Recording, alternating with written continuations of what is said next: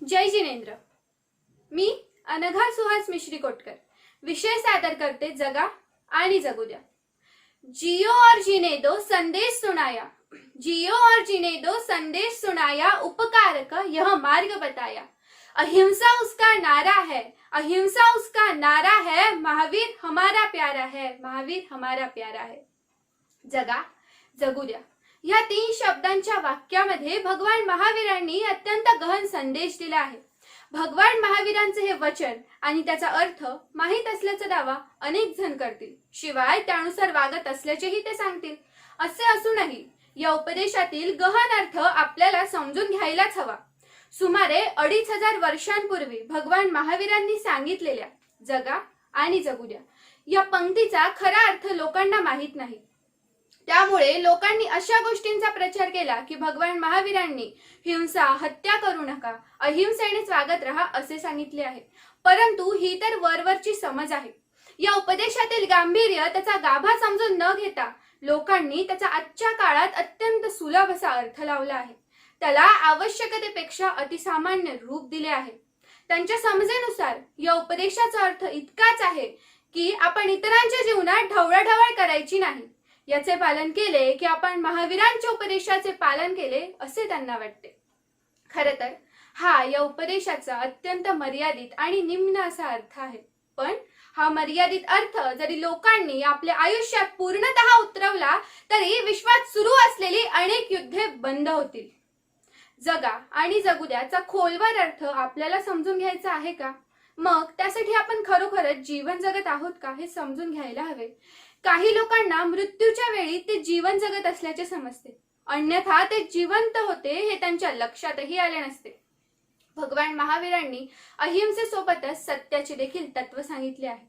भगवान महावीर सांगतात, सत्य हे स्वतः शोधावे, त्याची सुरुवातही स्वतःपासूनच करावी, स्वतःवर विजय मिळवीत शरण जायचे। प्रत्येक व्यक्तीला महावीर होण्याचा अधिकार आहे असे भगवान महावीर सांगत असत। अहिंसेचे पालन करणाऱ्या प्रत्येक व्यक्तीला मी जैन समजतो असे महात्मा गांधी सांगत असत। बिहारमधील वैशाली हे क्षेत्र भगवान महावीर यांची जन्मभूमी। भगवान महावीर यांचे विचार कोणत्याही एका विशिष्ट धर्मासाठी किंवा जातीसाठी नसून संपूर्ण विश्वाला अहिंसेचा, संयमाचा, शांतीचा उपदेश करणारे आहेत। आजच्या काळात जीव हा शब्द सेल्फ साठी वापरला जातो। आपण त्या शब्दाकडे जीव, जंतू, विज्ञान या चुकीच्या संदर्भातून बघत असतो। परंतु भगवान महावीर सांगतात, जीव म्हणजे जिवंत बाब, जीवच यात्रा करतो, तोच पुढे जातो। इथे आपल्याला हे देखील समजून घ्यायला हवे की मनुष्याचे शरीर हे अजीव आहे। प्रत्यक्षात जी बाब शरीर चालवते त्यालाच जीव म्हटले आहे।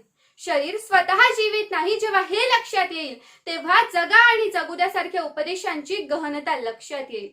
नाहीतर लोकांना अशा उपदेशाचे वरवरचेच अर्थ समजतात आणि त्यानुसारच ते अंदाज लावतात।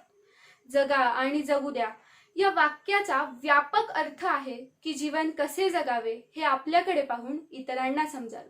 परंतु आजच्या काळात लोकांचे जीवन प्रेरणादायक, स्फूर्तिदायक राहिलेले नाही।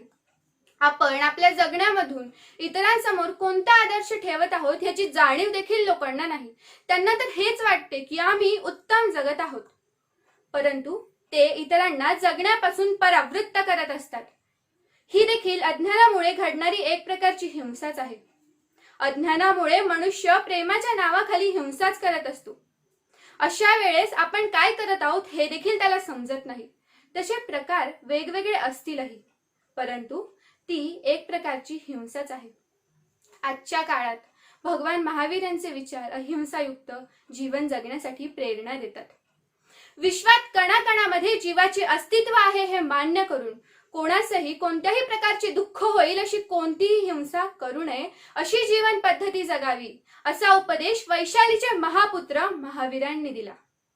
जगा या शब्दाचा अर्थ आहे आपण कुठे जगत आहोत, वर्तमानात जगत आहोत की भूतकाळातील आठवणींमध्ये जगत आहोत, कोणत्या काळात कोणत्या स्मृतींमध्ये जगत आहोत।